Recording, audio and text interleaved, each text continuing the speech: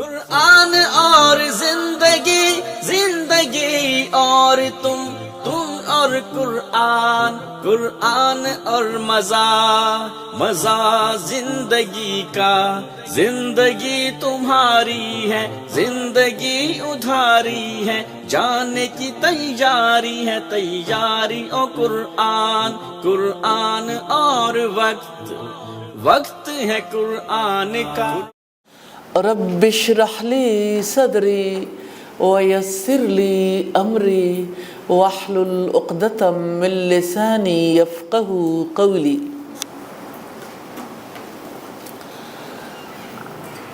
کبھی آپ نے سوچا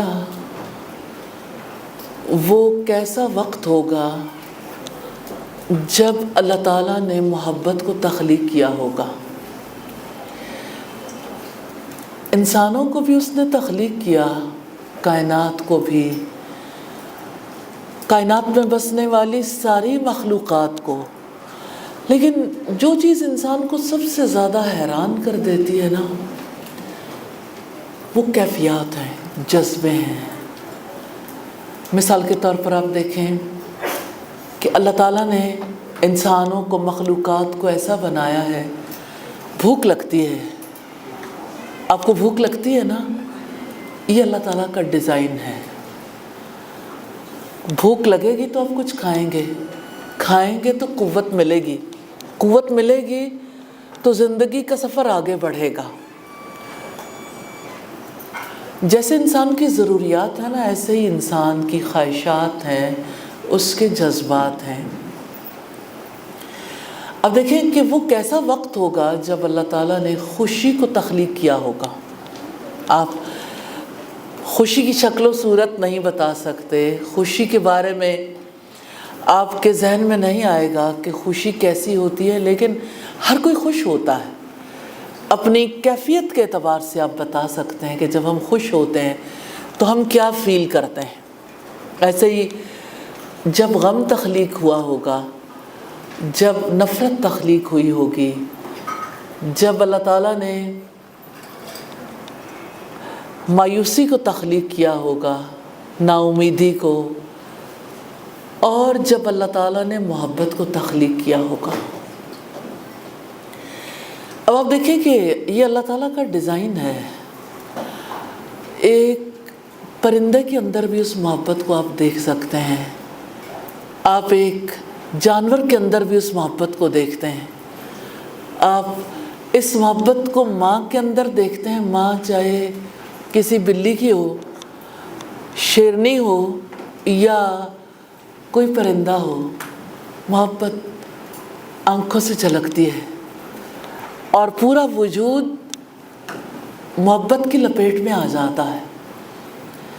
اگر میں آپ سے پوچھوں کہ آپ کو کسی سے محبت ہے تو محبت کی کیفیت کیسی ہوتی ہے؟ پھر آپ سوچئے کہ جس نے محبت کو تخلیق کیا وہ کتنا عظیم ہے۔ ہر انسان محبت چاہتا ہے، محبت کرتا بھی ہے اور یہ بھی چاہتا ہے کہ اس سے محبت کی جائے۔ نبی صلی اللہ علیہ وسلم نے فرمایا مومن الفت کرتا ہے اور اس سے الفت کی جاتی ہے، یعنی ایسا نہیں ہے کہ ایک دل کے اندر محبت یا الفت پیدا ہو تو دوسرا دل لابلد ہو جائے۔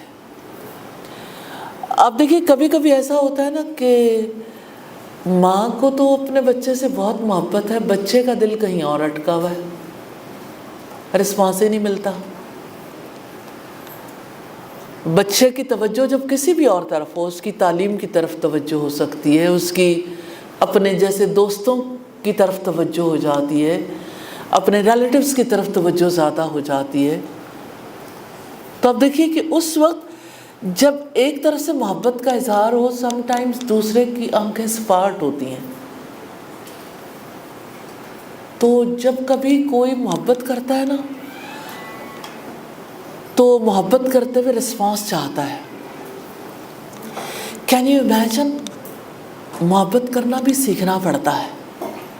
اور اب سوچیں کہ ماں باپ اپنے بچوں کو کیسے محبت کرنا سکھاتے ہیں، رشتوں کی محبت سکھاتے ہیں،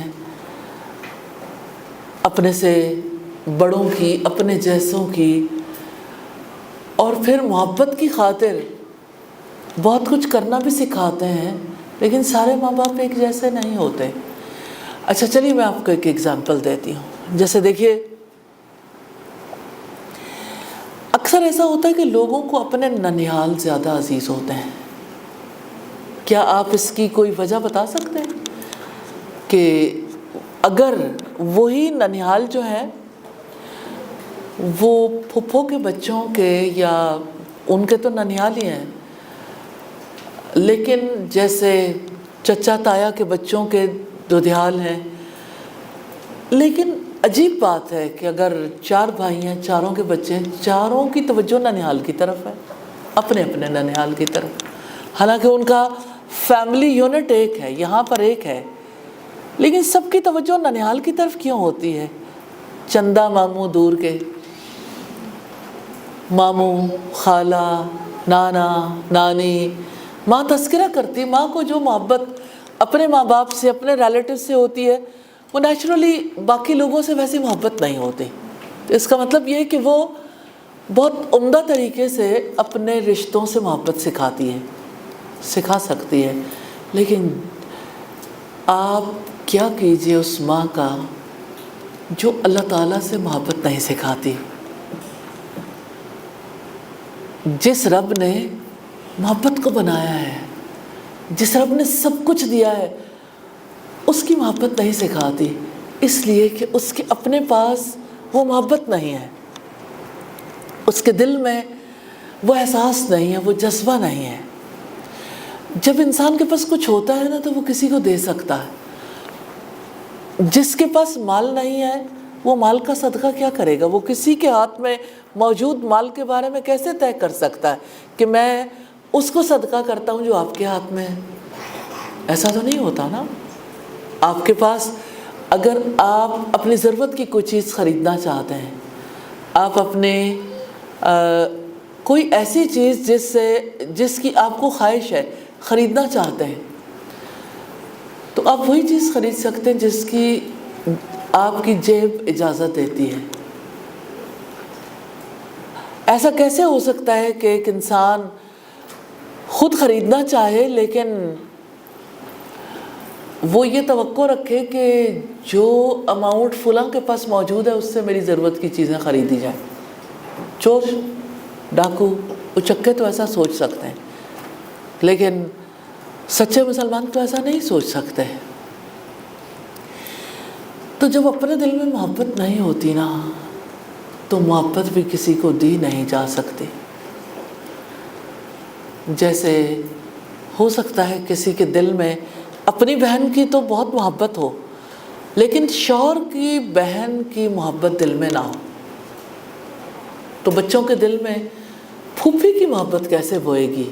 وہ عورت جو بچوں کی پھوپھی سے، اپنی نند سے خود محبت نہیں کرتی۔ یہ بڑا نیچرل ہے، اور ہمارے یہاں یہ سب کچھ فیس کیا جاتا ہے۔ ایوری ون، آلموسٹ ہر ایک جانتا ہے، ان تجربات سے کسی نہ کسی حوالے سے گزرتا۔ تو جن ماں باپ کے دل میں اللہ تعالیٰ کی محبت نہیں ہوتی، وہ بچوں کے دلوں میں اللہ تعالیٰ کی محبت کاش نہیں کر سکتے، بو نہیں سکتے۔ محبت سکھانے کے لیے خود محبت کرنی پڑتی ہے، اور خود سے کسی کو محبت نہیں ہو جاتی۔ یہ محبت مختلف نوعیت کی ہے نا۔ جیسے دیکھیے، ماں کو اپنے بچے سے محبت سیکھنے کی ضرورت نہیں، ماں کے دل میں اللہ تعالیٰ نے ڈال رکھی ہے۔ اچھا، جہاں پہ آپ کی ضروریات اٹکتی ہیں، خواہشات اٹکتی ہیں، وہاں بھی سیکھنا نہیں پڑتا، لیکن اللہ تعالیٰ سے محبت ہے، اس کے رسول سے محبت ہے، نیک لوگوں سے محبت ہے، دین سے محبت ہے، قرآن سے محبت ہے، حدیث سے محبت ہے، آپ کو یہ محبت سیکھنی پڑتی ہے، سیکھے بغیر نہیں کی جا سکتی۔ آپ اس سے اتفاق کرتے ہیں یا آپ کی اوپینین ڈیفرنٹ ہے؟ آپ کیا کہتے ہیں کہ سیکھنی پڑتی ہے؟ یہ محبت سیکھنے والی ہے۔ تو اب آپ دیکھیے کہ انسان دنیا میں کیسی کیسی چیزوں سے محبت کرتا ہے، جس سے وہ محبت کرتا ہے اس کے لیے اپنی زندگی لگا دیتا ہے، اور اس کے لیے ہر طرح کی سٹرگل کرتا ہے انسان۔ تو انسان جن چیزوں کے لیے محنت کرتا ہے نا، کوشش کرتا ہے، ان میں سے ایک چیز عزت بھی ہے۔ آپ لوگوں میں سے کس کو اپنی عزت عزیز ہے؟ اپنے اندر کا جائزہ لے کے دیکھیں۔ ہر کوئی عزت چاہتا ہے، کوئی بے عزت ہونا نہیں چاہتا۔ کون چاہتا ہے کہ کوئی اس کی انسلٹ کرے؟ نو ون۔ کوئی فرد نہیں چاہتا۔ انفرادی طور پر ہر کوئی عزت چاہتا ہے، اپنی عزت ہر ایک کو عزیز ہوتی ہے، لیکن ایٹ دا سیم ٹائم وہ ہر ایک کے لیے عزت نہیں چاہتا۔ اس کا یہ مطلب نہیں کہ وہ اچھا انسان ہے جو دوسرے کے لیے رسپیکٹ نہیں چاہتا، وہ اچھا نہیں ہے، کیونکہ اللہ کے رسول صلی اللہ علیہ وسلم نے فرمایا لا یؤمن احدکم، تم میں سے کوئی ایک ایمان والا نہیں ہو سکتا حتیٰ کہ وہ اپنے مسلمان بھائی سے بھی اسی طرح محبت کرے، اس کے لیے بھی وہی چاہے جو اپنے لیے چاہتا ہے۔ اگر وہ اچھے انسان ہیں، اگر وہ واقعی وطن کو امپورٹنس دیتے ہیں، تو وہ یہ چاہیں گے کہ اس بنیاد پر ہماری عزت کی جائے۔ کون ہے جسے ذلت کی، پستی کی زندگی پسند ہو، یا وہ یہ چاہے کہ میری قوم یا میرے ہم وطن جو ہیں وہ ذلیل و رسوا ہو جائیں؟ سیدنا عمر ابن خطاب رضی اللہ تعالی عنہ سے روایت ہے، نبی صلی اللہ علیہ وسلم نے فرمایا ان اللہ یرفع بہذا الکتاب اقواما، اللہ تعالیٰ اس کتاب کے توسط سے کچھ لوگوں کو بلند فرماتا ہے، بلندی تک لے جاتا ہے، وَيَضَعُ بِهِ آخَرِينَ، اور کچھ لوگوں کو اس کے ذریعے سے ذلیل کر دیتا، پست کر دیتا۔ یعنی جو اس کتاب پر ایمان رکھتے ہیں، جو قرآن مجید کا مقام اور مرتبہ پہچانتے ہیں، جو قرآن مجید کی تعظیم کرتے ہیں، جو اس پر عمل کرتے ہیں، اللہ تعالیٰ انہیں سر بلند کر دیتے ہیں، اللہ تعالیٰ انہیں عزت عطا کرتے ہیں۔ وہ اقبال کہتا ہے نا، وہ زمانے میں معزز تھے مسلمان ہو کر، اور تم خوار ہوئے تارک قرآن ہو کر، کہ انہیں تو عزت ملی تھی اس کتاب کی وجہ سے، اور تم نے کتاب کو چھوڑا ہے تو تم ذلت اور پستی اور رسوائیوں تک پہنچے ہو، تو اس کتاب کو چھوڑ کے۔ تو یہ کتاب عزت اور ذلت کے فیصلے آج بھی اس کتاب کے توسط سے عزت اور ذلت کے فیصلے ہوتے ہیں، اور آنے والے کل میں بھی اس کے اللہ تعالیٰ کے یہاں اس کتاب کے مطابق فیصلے ہوں گے۔ نبی صلی اللہ علیہ وسلم نے فرمایا القرآن حجت لک او علیک، قرآن یا تو تمہارے حق میں حجت ہے یا تمہارے خلاف حجت بنے گا۔ اس قرآن کی بنیاد پر ہر فرد کے اعمال کا جائزہ لیا جائے گا، جس کے اعمال قرآن کے مطابق ہوں گے اللہ تعالیٰ اس کو عزت دیں گے، اور جس کے قرآن کے خلاف ہوں گے اللہ تعالیٰ اسے رسوا کر دیں گے۔ ہم جب دعا کرتے ہیں اللہ تعالیٰ سے، تو دعاؤں میں یہ دعا بھی ہوتی ہے کہ یا اللہ ہمیں قیامت کے دن کی، حشر کے میدان کی رسوائیوں سے بچا دینا۔ تو اس دن رسوائی کتاب چھوڑنے والوں کے لیے ہوگی، کیونکہ نبی صلی اللہ علیہ وسلم اللہ تعالیٰ کے حضور اپنا مقدمہ پیش کریں گے کہ اے میرے رب، یہ میری وہ قوم ہے جس نے قرآن کو چھوڑ دیا تھا، جس نے قرآن کو چھوڑا ہوا بنا رکھا تھا۔ عامر بن واصلہ کہتے ہیں کہ نافع بن عبد الحارث سیدنا عمر رضی اللہ تعالی عنہ کو اسفان مقام پر ملے، انہوں نے اسے مکہ کا عامل مقرر کیا ہوا تھا۔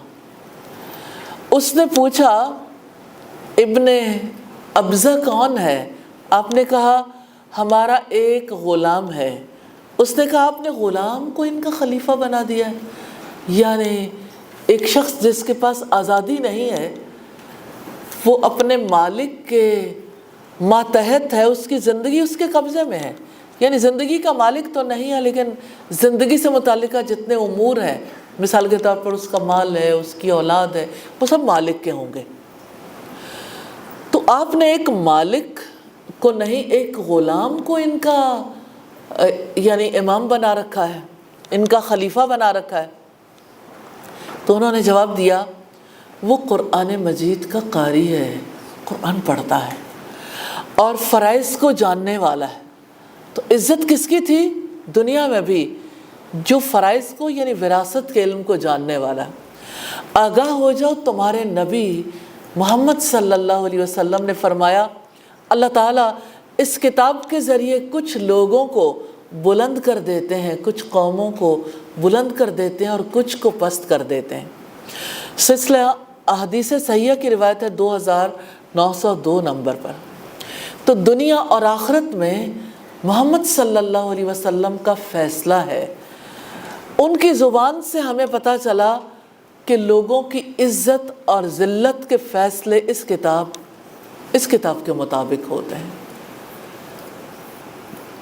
کیا آپ کے دل کو یقین ہے کہ کتاب کی وجہ سے اللہ تعالیٰ کسی کو عزت دیتے ہیں اور کتاب کی وجہ سے اللہ تعالیٰ کسی کو پست کر دیتے ہیں؟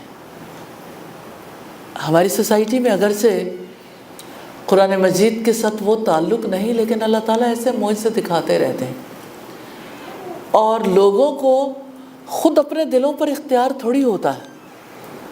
اللہ تعالیٰ جس کی عزت کروانا چاہتے ہیں اس کے لیے پولیس کی ضرورت نہیں، اس کے لیے کسی عدالت کی ضرورت نہیں ہے، اس کے لیے کوئی لا منسٹری کام نہیں کرے گی۔ اللہ تعالیٰ جب کسی کی عزت کروانا چاہتے ہیں تو لوگوں کے دلوں کے اندر اس کی عزت اور محبت رکھ دیتے ہیں۔ تو وہ لوگ جنہوں نے اللہ کی کتاب قرآن مجید کو تھام لیا، اس کتاب کی وجہ سے انہوں نے عزت پائی، اور جنہوں نے چھوڑ دیا وہ زمانے میں رسوا ہو کر رہ گئے۔ یہی کتاب ہے جس نے عرب کے بدوؤں کو دنیا کی امامت تک پہنچا دیا۔ کیا یہ سچ نہیں ہے کہ وہ لوگ جو پڑھنا لکھنا نہیں جانتے تھے، اس کتاب کی وجہ سے اللہ تعالیٰ نے انہیں دنیا بھر میں کتنا بڑا مقام عطا کیا، اور کتاب پر عمل کرنے والوں نے کس طرح سے سلطنت روما اور سلطنت فارس کو گھٹنے ٹیکنے پر مجبور کر دیا۔ بات کل کی نہیں ہے محض، بات آج کی بھی ہے۔ اللہ تعالیٰ اس قرآن کے ذریعے سے قوموں کو، افراد کو بلندی عطا کرتے ہیں، اور کچھ لوگوں کو اللہ تعالیٰ اسی کتاب کی وجہ سے پست کر دیتے ہیں، ذلت اور رسوائی سے ہمکنار کر دیتے ہیں۔ اللہ تعالیٰ سے دعا ہے اس کتاب کو ہمارے دلوں کی بہار بنا دے، ہماری آنکھوں کا نور بنا دے، ہمارے اخلاق و کردار کو اس سے مزین فرما دے۔ دعا ہے رب جلیل و کریم سے کہ ہمیں اس کتاب کا علم نصیب فرما دے، اس پر عمل کرنا نصیب فرما دے۔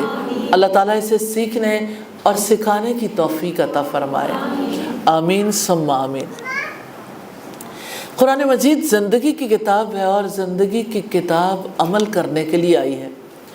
شیخ صالح ابن عثیمین کہتے ہیں کہ جو شخص قرآن کریم پر عمل کرتا ہے، اس کی خبروں کی تصدیق کرتا ہے، اس کے احکامات کو نافذ کرتا ہے، اس کے منع کردہ کاموں سے بچتا ہے، اس کے بیان کردہ اخلاق و آداب کو اپنانے کی کوشش کرتا ہے، اللہ تعالیٰ اسے دنیا اور آخرت میں بلند مقام عطا کرتے ہیں۔ دیکھیں، عزت اور سربلندی کے لیے شرائط بھی تو ہیں۔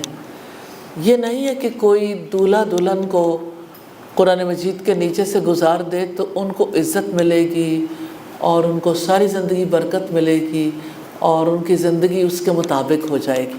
سارے انسان ہے، اللہ تعالیٰ نے عقل عطا کی ہے، اللہ تعالیٰ نے ہمارے اندر برائی بھلائی کی پہچان رکھی ہے۔ ہم اس کتاب کو اپنی آنکھوں سے پڑھ کے، کانوں سے سن کے، ہاتھوں سے لکھ کے اور زبان سے دہرا کے سیکھ سکتے ہیں۔ اللہ تعالیٰ نے ہمیں یہ توفیق عطا کی ہے انسانوں کو یہ صلاحیت عطا کی ہے۔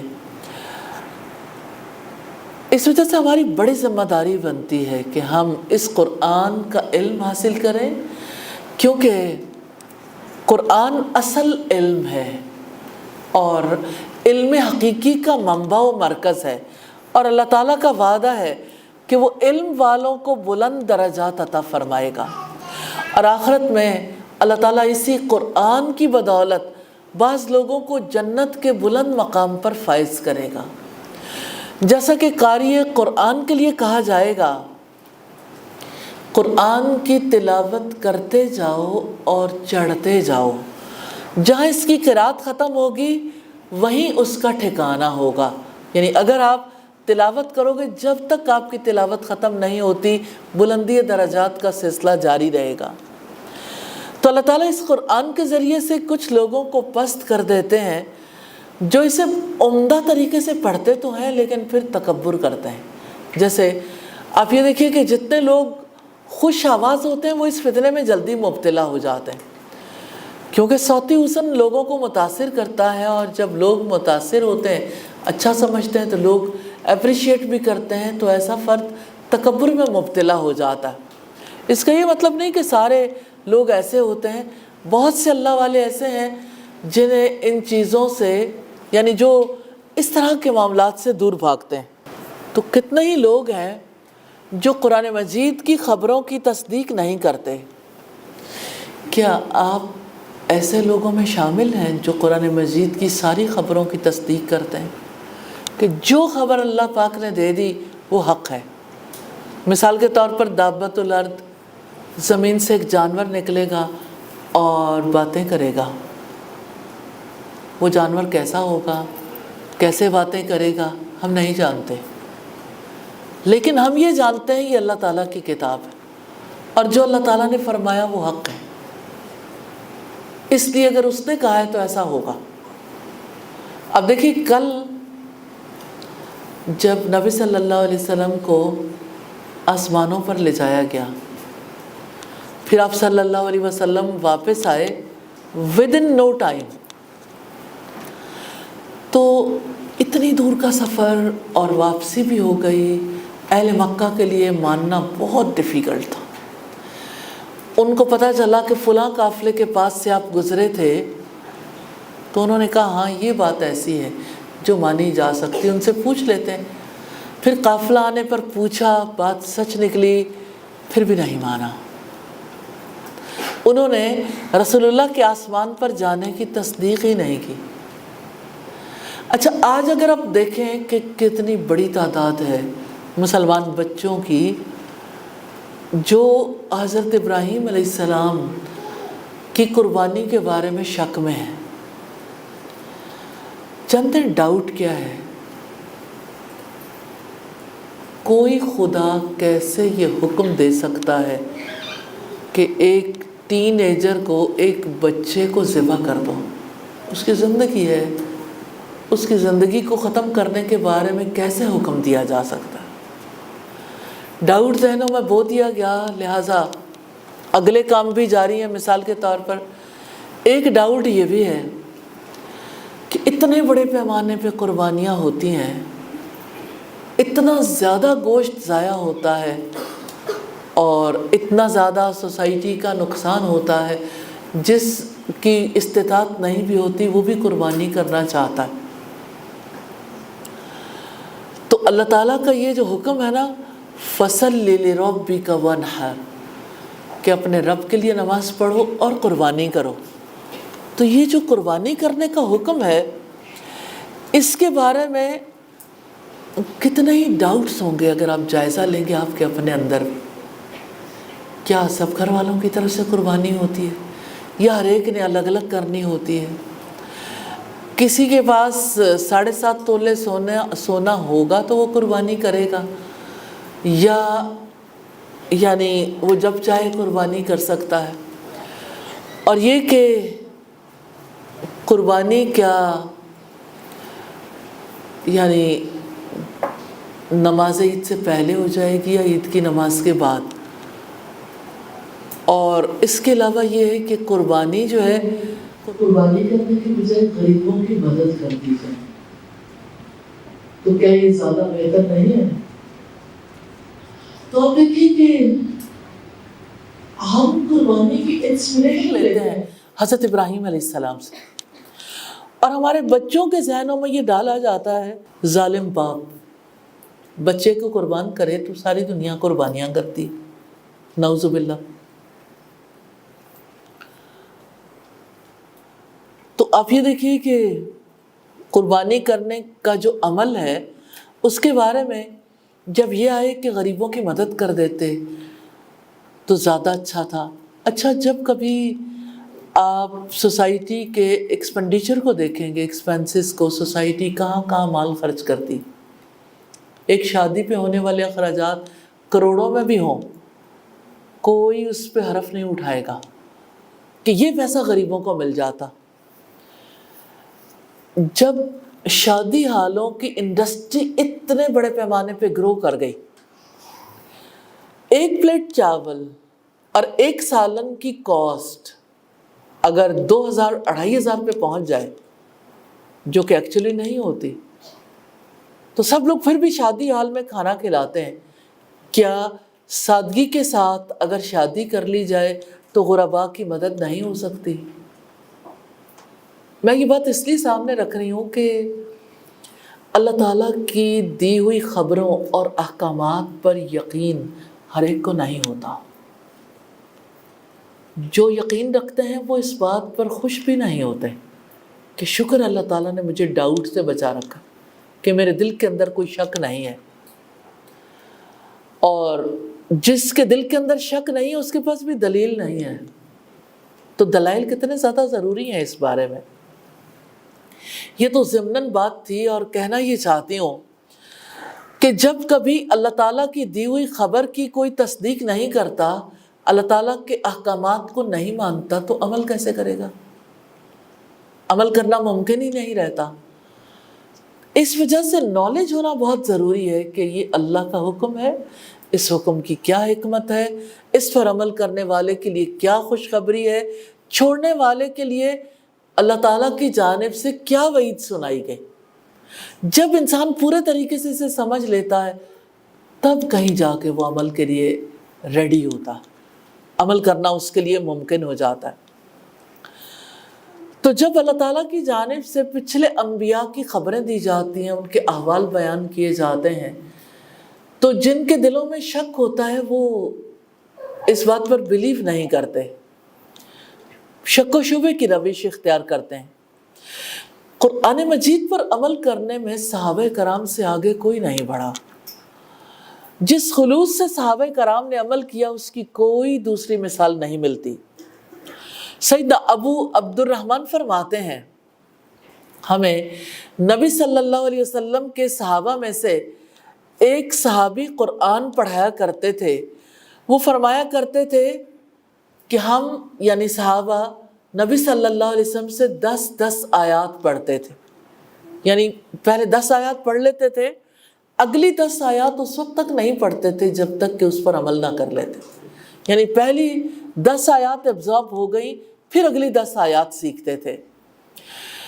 تو 10 آیات کے بارے میں علم اور عمل کے اعتبار سے تمام باتیں سیکھتے تھے، اور وہ صحابی رسول کہتے ہیں کہ یوں ہم نے علم اور عمل کو حاصل کیا ہے۔ تو ہمارے یہاں لوگ لفظ تو سیکھ لیتے ہیں، لفظوں پر عمل کرنا نہیں سیکھتے۔ جب لفظوں پر عمل کرنا نہیں سیکھتے پھر یعنی گھبراہٹ بھی ہوتی ہے، پریشانی بھی ہوتی ہے، لیکن راستہ نہیں ملتا۔ تو یاد رکھیے گا، جیسے علم حاصل کرنا ضروری ہے، علم حاصل کرنا پڑتا ہے، ایسے ہی عمل بھی سیکھنا پڑتا ہے، اور عمل سیکھنے سے آتا ہے۔ وہ بھی کیا لوگ تھے جب قرآن حکیم نازل ہوتا تھا تو وہ قرآن پر عمل کر کے دکھاتے تھے، یعنی ایسا نہیں تھا کہ قرآن مجید نازل ہو، سن لیں، یاد کر لیں، لیکن عمل نہ کریں۔ وہ قرآن مجید کی ہر آیت کے بارے میں جانتے تھے، عمل کے لیے اتری، اور وہ جب ایمان لاتے تھے تو اس کا مطلب یہ ہوتا تھا کہ اب انہوں نے اس پر عمل کرنا ہے۔ اللہ تعالیٰ ہمیں بھی ایسے ہی عمل کرنے کی توفیق عطا فرمایا۔ قرآن مجید کے سب سے پہلے مخاطب صحابہ کرام تھے۔ جب اللہ تعالیٰ کی طرف سے وحی نازل ہوتی تو وحی تو اسی لیے آتی تھی کہ لوگ اس کو سنیں، سمجھیں، اس پر عمل کریں۔ وحی نازل ہوتے ہی وہ عمل کرنے کے لیے بےتاب ہو جاتے تھے۔ ایک ایک آیت پر عمل کرنا ان کا سب سے بڑا مشن تھا، سب سے بڑا کام تھا۔ جب سورہ النور کی یہ آیت نازل ہوئی، فَإِن لَّمْ تَجِدُوا فِيهَا أَحَدًا فَلَا تَدْخُلُوهَا حَتَّى يُؤْذَنَ لَكُمْ وَإِن قِيلَ لَكُمْ ارْجِعُوا فَارْجِعُوا۔ پھر اگر تم کسی کو ان گھروں میں نہ پاؤ تو ان میں داخل نہ ہوا کرو حتیٰ کہ آپ کو اجازت دے دی جائے، اور اگر تم سے کہا جائے لوٹ جاؤ تو لوٹ جایا کرو۔ گھروں میں داخلے کے آداب ہیں، کتنے کم لوگ ہیں جن کو یقین آتا ہے۔ آپ کسی کے گھر جائیں اور وہ اندر سے کہہ دے کہ ٹھیک ہے آپ آ گئے ہیں لیکن میں آپ سے ملنا نہیں چاہتا، اس کے بعد کیا ہوگا؟ دوبارہ کبھی کوئی آئے گا؟ یعنی شدید بدگمانیوں کا شکار ہو جائے گا آنے والا۔ لیکن جن کو بیلیف تھا اللہ اور اس کے رسول کی بات پر، وہ کیا کرتے تھے؟ ایک بار نبی صلی اللہ علیہ وسلم آئے، سیدنا سعد بن عبادہ تھے، تو آپ صلی اللہ علیہ وسلم نے ان کا ڈور نوک کیا، دروازہ کھٹکھٹایا، السلام علیکم کہا۔ انہوں نے آہستہ سے سلام کا جواب دے دیا کہ رسول اللہ کو پتہ نہیں چلا۔ رسول اللہ بار بار سلام کرتے رہے اور وہ دل میں جواب دیتے رہے کہ جتنی بار رسول اللہ دعا دیں گے اتنا ہی میرے حق میں اچھا ہے۔ 3 دفعہ دستک کے بعد رسول اللہ چل دیے، وہ بھاگ کے باہر پہنچے کہ میں تو اس لیے زور سے نہیں بول رہا تھا، جواب میں دے رہا تھا کہ کہیں ایسا نہ ہو کہ میرے لیے دعاؤں کا جو سلسلہ آپ نے شروع کیا ہے وہ ختم ہو جائے۔ اجر پانے کے متمنی کہاں کہاں اس کا خیال رکھتے تھے۔ تو اب سوچیے کہ انہوں نے آہستگی سے کیوں جواب دیا تھا، اور رسول اللہ صلی اللہ علیہ وسلم 3 بار دستک دینے کے بعد لوٹ کیوں گئے تھے؟ انہوں نے تو اس وجہ سے آہستگی سے جواب دیا تھا کہ اس کی وجہ سے مجھے دعائیں مل رہی ہیں، اور رسول اللہ صلی اللہ علیہ وسلم نے 3 بار دستک دینے کے بعد واپسی کا راستہ اس لیے پکڑا تھا تاکہ اللہ تعالیٰ کا حکم پورا ہو جائے کہ 3 بار میکسیمم کوئی دستک دے سکتا ہے۔ ہمارے ہاں تو ایک بار دستک شروع ہو یا بیل بجانی شروع کرے تو شاید کئی دفعہ لوگ بیل جلا کے رکھ دیتے ہیں، بیل دے کے اب تو آئے ہیں نکال کے چھوڑیں گے۔ اور اب دیکھیں کہ ایسا نہیں ہے کہ یہ آج کے لوگوں کی روش ہے۔ رسول اللہ جب آئے تھے تب کے لوگ بھی ایسا ہی تھے، لیکن آپ نے ان کی تربیت کی تھی۔ ایک بار بدو آئے اور بدوؤں نے آ کے رسول اللہ صلی اللہ علیہ وسلم کی مسجد کا جائزہ لیا، آپ نہیں تھے تو بڑے حیران ہوئے کہ ہم آئے ہیں اور اللہ کے رسول مسجد میں ہمارے آگے موجود نہیں ہے۔ پتہ چلا کہ اپنے حجرے میں گھر کا چکر کاٹنے لگے، ادھر سے ادھر، ادھر سے ادھر۔ پھر صبر نہیں ہوا، کہنے لگے یا محمد اخرج اخرج، باہر نکلو محمد، باہر نکلو محمد۔ اس پر اللہ تعالیٰ نے سورہ الحجرات کی آیات نازل کی جس میں پھر آداب سکھائے گئے، گھروں میں داخلے کے آداب، اور یہاں ہم سورہ نور میں بھی داخلے کے آداب دیکھتے ہیں۔ اور آپ دیکھیے کہ آپ کسی اور کی بات نہ سوچیں، اپنی بارے میں دیکھیے کہ آپ نے اپنے کسی رشتہ دار کے گھر جانا ہے، اول پہلے اجازت لے کے جائیں گے، اپوائنٹمنٹ آپ بنا سکتے ہیں۔ آپ کہتے ہیں کوئی فرق نہیں پڑتا، وہ تو گھر ہی ہوتے ہیں، پھر کیا ہوا، ہم چلے جائیں گے، کیا ضرورت ہے فون کال کرنے کی۔ بات یہ ہے کہ اگر بغیر اطلاع کے جائیں گے اور کوئی گھر میں کئی باتیں ہو سکتی، کوئی غسل کر رہا ہے اور باہر آ ہی نہیں سکتا، آپ باہر کھڑے کھڑے تیش کھاتے رہیں گے۔ ایسا بھی ہو سکتا ہے کہ یعنی کوئی آئے اور کہے کہ ابھی تو ملنا ممکن نہیں، تو آپ کا جانا جو ہے وہ ظاہر ہے کہ کارآمد ثابت نہیں ہوا. تو آپ دیکھیں کہ جب آپ کو کوئی انکار کر دے 3 بار دستک دینے کے بعد تو آپ کا دل نہیں چاہتا کہ واپس آئیں. آپ کا دل چاہتا ہے کہ چلو چوتھی بھی دے کے دیکھ لو، 5ویں بھی دیکھ لو. آپ کہتے ہیں ابھی انتظار کر لیتے ہیں، اب آئے ہیں مل کے ہی جائیں گے. این اس لمحے میں اللہ تعالیٰ کے حکم پر کتنا یقین ہوتا ہے. اس وقت تو پتہ چلتا ہے کہ من کی مان ہی سب سے بڑا دین ہے. من، اپنے من کی ماننے میں ہی عافیت ہے.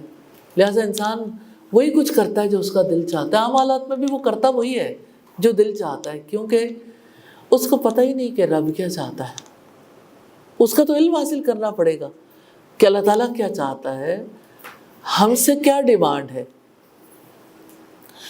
تو یہ رب العزت نے جو آداب سکھائے ان میں سے ایک پاکیزہ ادب ہے کہ گھروں میں بلا اجازت داخل نہ ہوا کریں، اور جہاں کوئی رہتا نہ ہو وہاں بالکل اجازت کے بغیر نہیں جانا چاہیے، کیونکہ ہو سکتا ہے کوئی آپ کی پگڑی اچھال دے. مراد یہ ہے کہ اس کے گھر میں کوئی خدا نخواستہ ڈاکو بھی چھپے ہو سکتے ہیں، اس کے گھر میں کوئی اور پرابلم ہو سکتی ہے، ہو سکتا ہے کہ اس کا کوئی مال چور چرا کر لے گئے ہوں اور وہ آپ کی ذمہ داری پہ آ جائے. تو اس وجہ سے بلا اجازت گھروں میں نہیں جانا چاہیے. اچھا، اب یہ ہے کہ جب ہم گھروں میں داخلے کے آداب کو دیکھتے ہیں تو گھر کے اندر بھی کمروں میں داخل ہونے کے بھی آداب ہیں. جیسے اپنے ماں باپ کے پاس جانا ہے، 3 اوقات تمہارے پردے کے ہیں جن میں چھوٹے بڑے سب لوگ لحاظ کریں گے. تو بچوں کو سمجھ نہیں آتی کہ ان 3 اوقات میں ہمیں کیوں روکا جائے. ماں بھی کہتی کوئی بات نہیں، کیا فرق پڑتا ہے، آپ میرے ساتھ ہی آ جاؤ. تو اس نے بڑا کس کو بنایا؟ اللہ تعالیٰ کو یا اپنے من کو؟ اپنی مانی نا. تو اللہ تعالیٰ نے ہمارے سامنے یہ بات رکھی ہے کہ دیکھو، اگر گھروں میں کسی کو نہ پاؤ نہ داخل ہوا کرو. اگر تمہیں کہا جائے لوٹ جاؤ تو واپس لوٹ جایا کرو.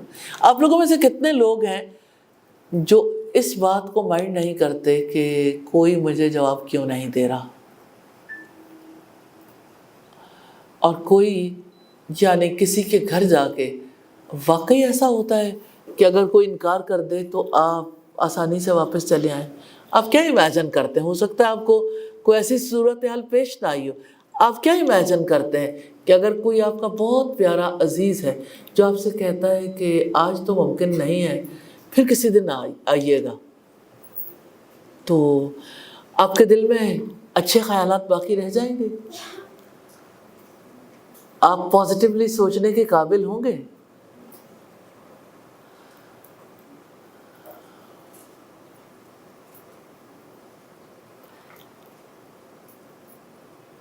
جی، وعلیکم السلام.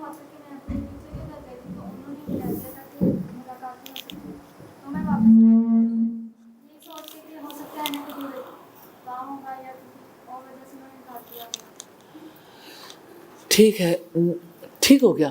تو جو اللہ تعالیٰ کے حکم کو مان لیتا ہے، اللہ تعالیٰ کی دی ہوئی خبروں کو مان لیتا ہے، وہ عمل کرتا ہے. جو مانتا نہیں وہ عمل نہیں کرتا. کیونکہ ویسے تو ہم کہتے ہیں ہم ساری باتیں مانتے ہیں، موقع پہ نہیں مانتے. جب موقع آتا ہے اس وقت پیچھے ہٹ جاتے ہیں.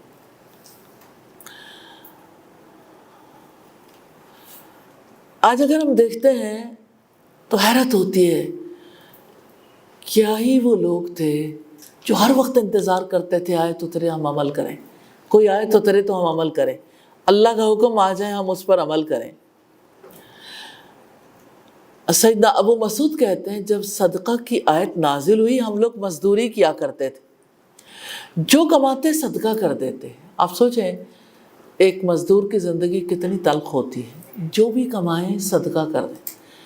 میں نے دیکھا ہے اسٹوڈنٹس میں صدقہ کرنے کی حرص نہیں ہوتی. میسیج ہے اپنے آپ کو دیا ہوا کہ ہمارے تو وسائل کم ہیں، وہ تو اور عمر ہے جہاں صدقہ کیا جاتا ہے. کیا آپ امیجن کریں کہ نبیوں کا ساتھ دینے والے اکثر لوگ ٹین ایجر ہوا کرتے تھے، 20s میں بھی نہیں، اور وہ صدقہ کرنے میں کس قدر زیادہ لوگوں سے بڑھ چڑھ کر معاملہ کرنے والے تھے۔